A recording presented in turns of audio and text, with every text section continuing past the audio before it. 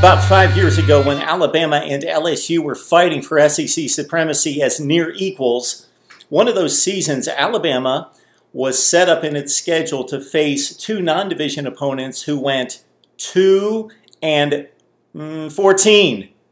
the previous season. LSU's two non-division opponents were 14-2 the previous year. Mark Rogers TV, the voice of college football, here to fix scheduling. It's broken. It's been broken. I'm finally getting around to it. Hopefully somebody's listening. Please subscribe to my YouTube channel if you love college football. The audio versions on Google Play, Stitcher, Podbean, and iTunes. So think about that. Two chief rivals in one division fighting for supremacy need an equal playing field. In that particular year, Bama was playing two teams in the other division that went 2-14, two horrible, lousy teams. LSU 14-2, their two opponents from the previous season. So think about it. LSU, Alabama, they've got to play each other. Then they play the same exact division schedule, the other 5 games. So what makes the difference in the scheduling of those two non-division games? So we need to make those as equal as we possibly can, because the divisions, the conferences, are too large for everyone to play everyone. That would be a true championship. So I'm here to fix it or get it to as close as possible. There are 2 reasons why we can't make it perfect.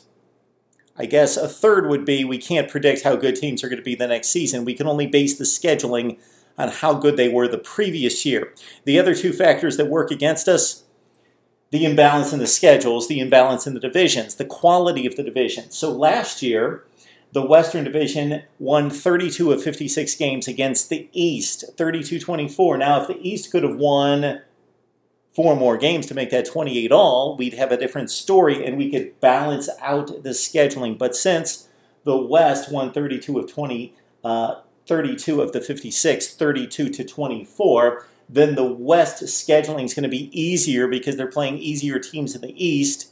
Then the Eastern Division schedules, non-division, are going to be more difficult because they've got to face Alabama, LSU on down the line.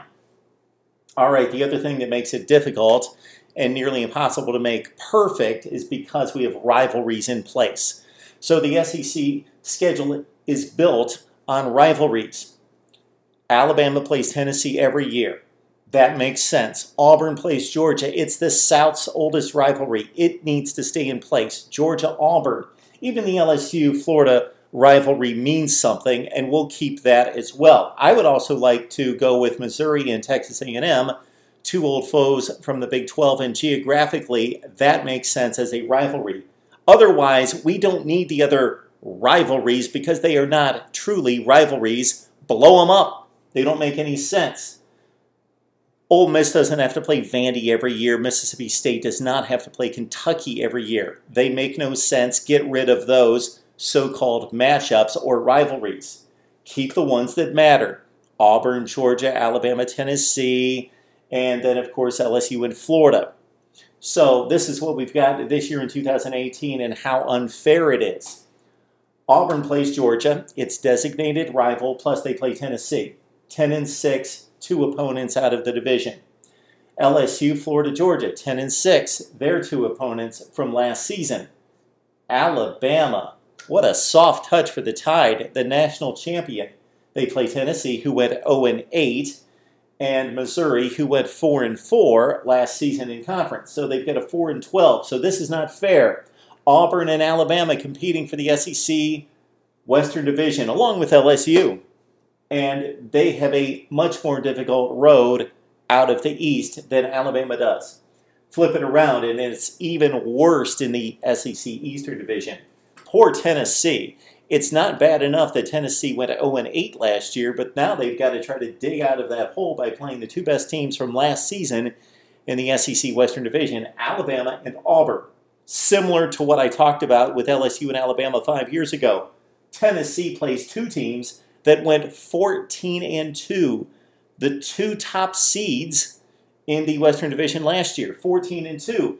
On the other end of the spectrum, Vanderbilt gets the light touch with Ole Miss and Arkansas, 2 teams that had combined 4-12 last season. That's not fair. It doesn't work. Now, we can't make it perfect because of 3 factors. Again, The West dominates the East 32-24, so you can't make it balanced. Plus, we've got to hold firm to those rivalries of Auburn, Georgia, Alabama, Tennessee, and LSU in Florida. So the optimum conclusion here would be for everyone to play two teams last year that went 8-8, but it can't happen. Those are the two reasons why. Plus, take a look at Alabama, for example.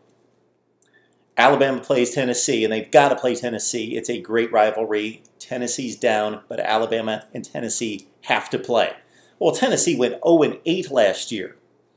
Okay, so if we match up Tennessee and give Alabama the best team in the division, Georgia, that would work out our issue. They play an 0-8 team. They play Georgia at 7-1, so their composite opponents out of the Eastern Division would be 7-9. But if Georgia has to play Alabama, who went 7-1 last year, and they also are forced to play Auburn because of the rivalry, then Georgia is back to that 14-2 record. They would have to play Auburn and Alabama. Now, considering how good Georgia is and is supposed to be, some people would have no issue with that. They would say, hey, those are two great games that Georgia has to play. Let's make them. But my purpose here, my goal and objective is to balance out the scheduling. So we can't do that. So then we need to drop to the next best team in the Eastern Division to match up with Tennessee to play Alabama, and that doesn't quite get it. So Alabama will play Tennessee 0-8, but they also play South Carolina, who went 5-3. There wasn't really a strong 2 seed in the SEC Eastern Division, so the second best team in the East was South Carolina, just a 5-3 team. So Alabama's composite non-division schedule, 5-11. Not what we're hoping for, but we were boxed in based on the rivalries and the imbalance of the two teams in the two divisions, I should say. So look to the bottom of your screen. I'm scrolling what the matchups would be in 2018 if we can balance out the schedule as much as we possibly can.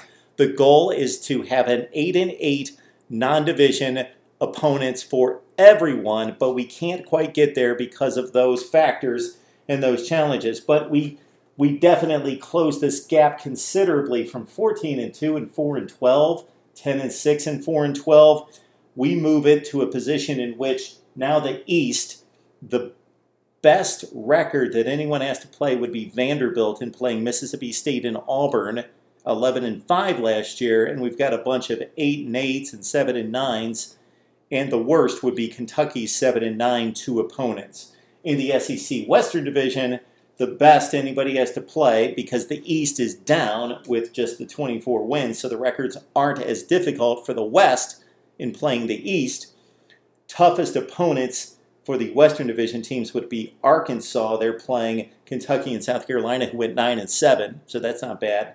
And then we do have an issue, like we mentioned, with Alabama having to play Tennessee, 0-8, and then the best matchup we can give Alabama otherwise would be South Carolina at 5-3. If you have any questions, comments, or suggestions on how we can make this better, please leave them in the description section below. Otherwise, it's Mark Rogers TV, the voice of college football. Please subscribe.